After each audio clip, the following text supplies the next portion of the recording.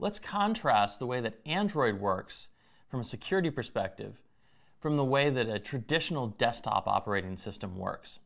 So what is fundamentally different?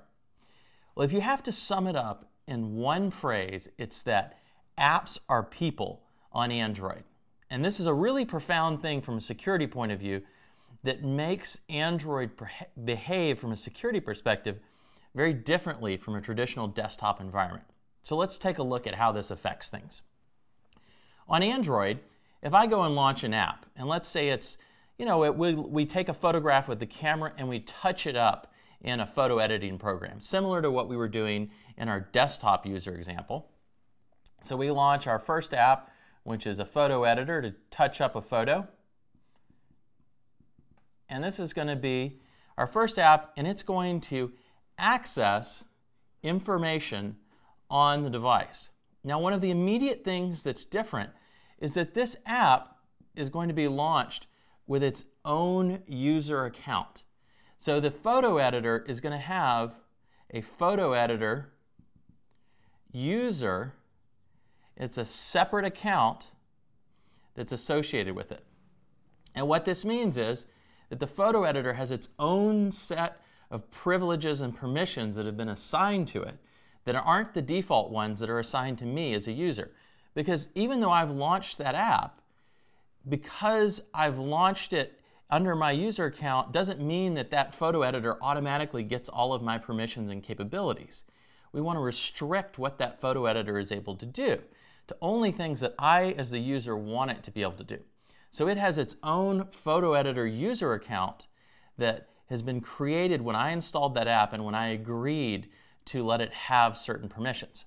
So what this means is the photo editor can access parts of the storage that are associated with the photo editor. So we can think of our storage as being divided up. And so there's a region of that storage that's assigned to that photo editor. And it can read and write files to that region of the storage that's part of its private data, or the area within the storage that's been sliced off for it. Similarly, if when I installed this photo editor, I gave it permission to access the internet, then its user account has a special permission associated with it that allows it to go and access the internet through the Wi-Fi or cellular network connected to the device.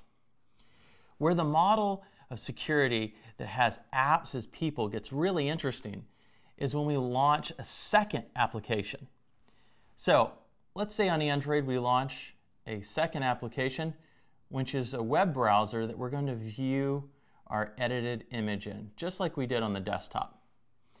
Now, where there's an immediate difference in how Android operates is what this web browser can access on the storage system.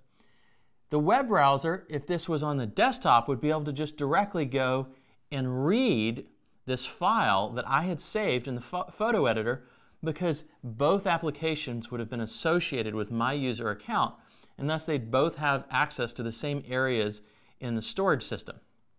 But on Android, because this web browser is going to run underneath its own user account, its web browser user, it can't directly access the files created by the photo editor, because the photo editor stuff is private. So this is not allowed, because this is private access. This is something that exists only for this photo editor user account. So one of the immediate differences is that each app that I launch as a user does not automatically get the same permissions and capabilities as other apps. So I can't just launch a photo editor, save some data to the storage system of that, and the private storage of that photo editor, and then access it with the web browser, because they have separate user accounts and they have access to separate sets of files on the file system. Now, there are ways to get around this that we'll talk about, and one of them, for example, is saving images to the SD card on a device. But when we begin doing things like saving data to the SD card or to other places that other apps can access, we have to be conscious from a security point of view what the ramifications are of that. Now, the important thing to remember is By default, Android wants each app to be its own user and to save data in its own private data storage system.